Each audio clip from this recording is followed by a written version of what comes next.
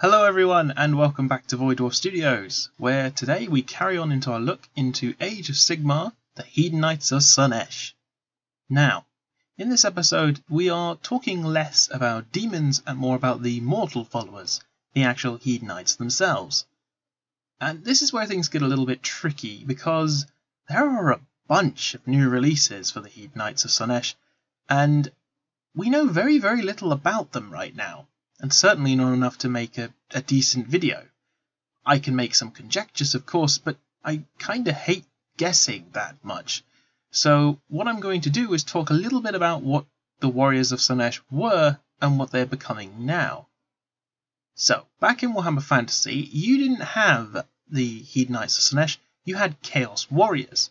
And the Chaos Warriors you made look like Slaanesh as best as you could, really. Like, they were all covered in really heavy armour, with swords, axes, halberds, and, all that fun stuff.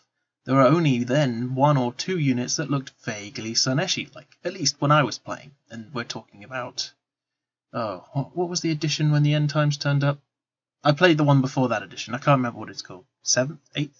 I can't remember. Anyway, the point I'm trying to make here is that back then, Slaanesh had very heavy armoured dudes, which kind of was just Chaos Warriors in general. They had the increased speed, which, Slaanesh gives to all of his and her followers, but they didn't have that much personality, whereas all the other variations on Chaos Warriors, Khorne, Nurgle, Tzeentch, they all had their unique looks, which I was fond of and also annoyed, because I wanted my Chaos Warriors of Slaanesh, goddammit. And this is why I'm really happy that Games Workshop has released a bunch of new miniatures for Slaanesh Hedonites. Slaanesh has always been about pleasure, pain, sensation, and to me that kind of translates into moving fast, striking hard, getting out of dodge, and not having a great deal of toughness. And these miniatures sum that up really well. Relatively light armour, except for one or two exceptions, really fast, poison, big halberds, stuff that hits hard, but not a great amount of defense. And also I'm very excited that we're going to have Slangors. This is a unit that didn't exist when I went into the hobby, and I only got told about it. So some Slaanesh-themed beastmen is very cool. But I will talk about the miniatures that we currently have who are mortals, or at least mostly mortal at this point. Many of the mortals we are going to talk about have in some way or another sold their soul to Slaanesh, so half demon? It's hard to say. But anyway, first up we have the Hellstrider. In the previous episode I talked about Seekers of Slaanesh. This is the mortal variant. These are humans, mortal followers, who have sold their souls to Slaanesh and have begun mutating. And they've grown these interesting lance-like claws, as well as carrying shields or occasionally whips, with many barbs on the end which just lash out and cause all kinds of fun. And in this sense, this is how you can have your mortal followers on Seekers. Now remember, Seekers are absurdly fast. Having that wonderful 14-inch movement, 2 wounds, 6 bravery and a 4+ save, slightly better than your average Deamonette, and well, you have all kinds of potential options for them, such as the Claw Spear, which I'll talk about first. It's a single attack, which hits on a 3 and wounds on a 4, with -1 rend and 1 damage, and of course there's still the lovely little Seeker's Poison Tongue, which is always fun. And in addition to this, if you had 10 models for example, you can have an Icon and a Banner Bearer. The Banner Bearer gives you rerolls to your charge rolls, fantastic, especially if you're Slaanesh, because you really need to make sure you get that charge off, and the Icon gives you 2 to your bravery. So your bravery now goes up to a very respectable 8.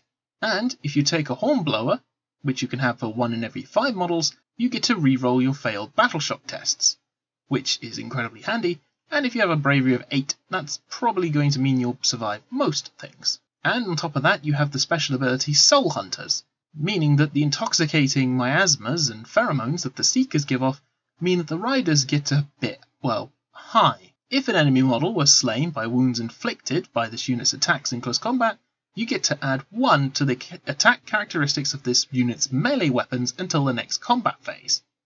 That's a particularly fun ability because it means your attacks now go up to 2, your leader has 3, and that's That's all kinds of fun that you can inflict on a rather unfortunate individual. And of course there is the other variant, which has what is known as a Hell Scourge. A Hell Scourge is the multi-faceted whip that I told you about. It has a range of 3 inches, it's a single attack, but it hits on a 3 and wounds on a 4. The Hell Scourge gives you that extra range, which is useful, especially as your main job is to run around and hurt the flanks of the enemy a lot, and they're good at mopping up relatively lightly armed and armoured units. So they're great skirmish cavalry, particularly with that fantastic 14-inch movement, but you really don't want them to get stuck in combat because things are going to get really unpleasant for you really, really fast. This is what I'm hoping the bigger variant, the Slick Blade Seekers, are going to have more of a punch, so they'll be more of your heavy-hitting cavalry, whilst the Bliss Barb Seekers are the ones that run around the side shooting arrows. Then you've got the ones with lancers, and you've got the ones with whips.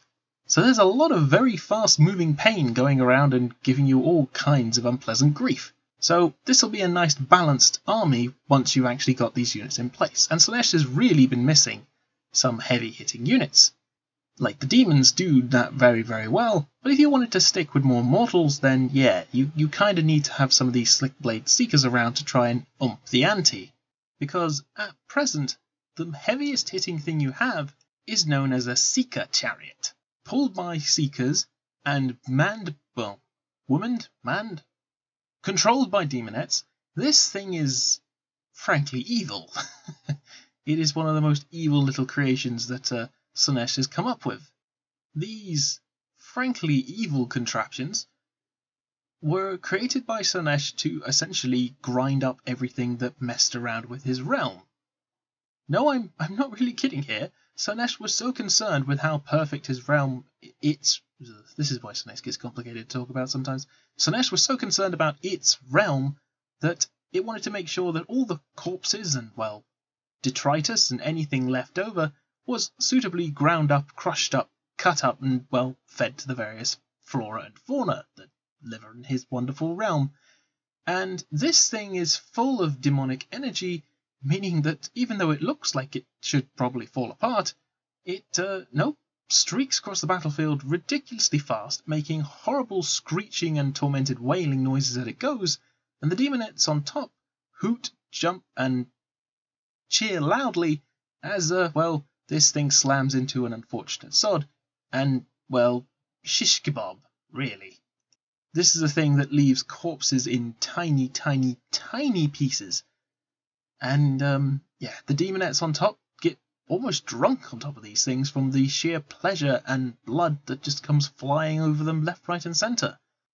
There is no currently more potent and dangerous form of chariot that exists in the Hedonites of Slaanesh army, although I suppose we'll find out once the new models come out if that will remain the case.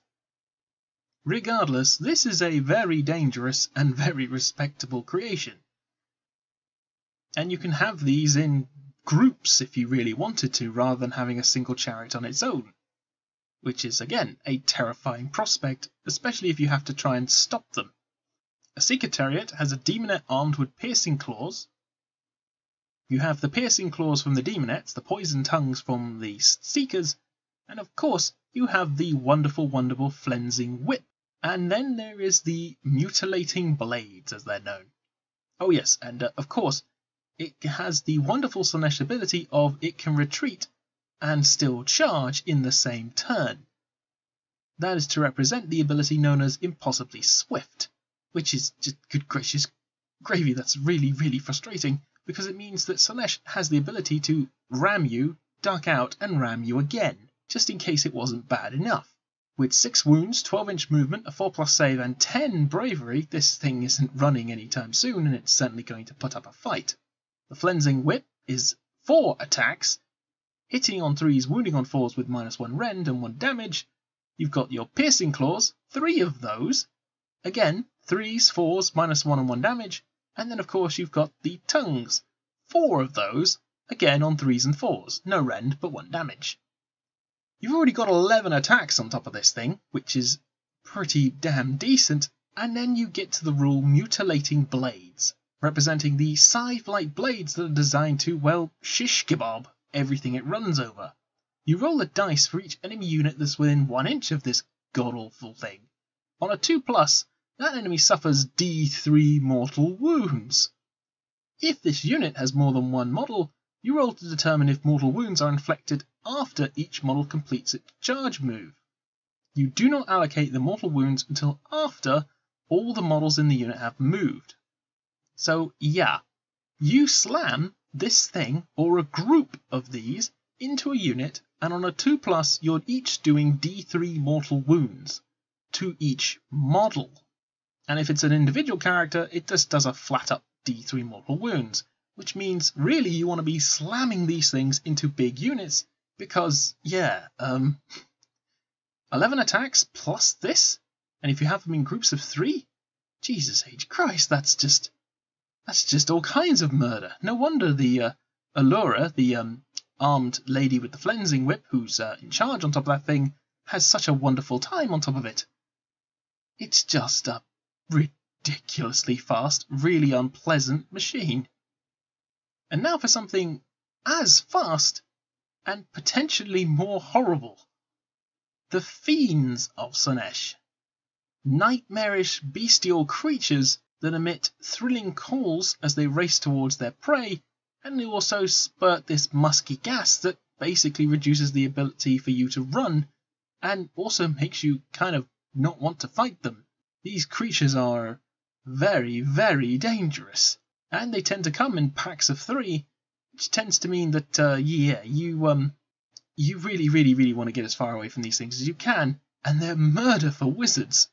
They have 4 wounds apiece, 12-inch move, and a 5-up save, and 10 bravery. Again, a unit that's not going to give the slightest of shits if you're going to wail on it, because it's Slaanesh. Pain is all kinds of fun for them. And the Blissbringer is one model in the unit that counts as the champion, and you get to add 1 to its attacks for the deadly pincers. Now, the attacks on this thing is it has a barbed stinger on its back, which is a 2-inch range, that hits and wounds on a 3 and -1 rend, with an additional called Deadly Venom. Yes, these creatures have venomous stingers on their back. If a target is hit with a barbed stinger, and it only has a single wound on its model characteristics, the barbed stinger only does 1 damage. If the target, however, has more than 1 wound, say 2 to 3, the barbed stinger does D3. And if the model that's been attacked has 4 wounds or more, the barbed stinger does D6. And remember, you have 3 of these. So if you send this unit over to, say, a giant, or a large monster, or even a tough character, then, yeah, you're potentially shaving off up to 18 wounds a turn if you roll ridiculously well. And then you've got the Crushing Claws. Any unmodified wound rolls of a 6 do D3 damage instead of 1. These creatures are fantastic at killing multi-wound characters and monsters. And then you have the Disruptive Song. The one that I mentioned earlier that really screws around with wizards when they're trying to cast their spells. You force your enemy wizard to subtract 1 from their casting rolls within 12 inches of this model. So yeah, these things are great for any army that has wizards in any kind of large number, or hell, any wizard characters. And then finally you have the Soporific Musk. The smell I mentioned that tends to make people who are nearby really, well, drunk and sleepy and just not really want to fight. You subtract 1 from hit rolls for attacks made with melee weapons that target this unit. And in addition, while this unit has 4 or more models, and yes, you can have this unit in 4 or more models, up to 6, you subtract 1 from wound rolls for attacks. So yeah, if you were hitting and wounding this unit on, say, 4s with your attacks, you're now hitting and wounding on 5s, making it even harder to get rid of these blooming things, and yeah, making it all the more likely that they're going to kill you. All the units I've discussed so far are really hard hitting and not very great on the defensive, which is very Slaaneshy. And I cannot wait to see what the new units are like, because by the looks of them, they will follow this same template, and I'm really glad for it, because yeah, Slaanesh is always about the glass cannon. Hits really, really hard and really, really fast, but cannot be allowed to stand still. As soon as it stands still, or it doesn't break what it's shot at, that's when Slaanesh is going to start crumbling. Anyway, I hope you've enjoyed this video. I look forward to hearing from you all soon. Take care, everyone.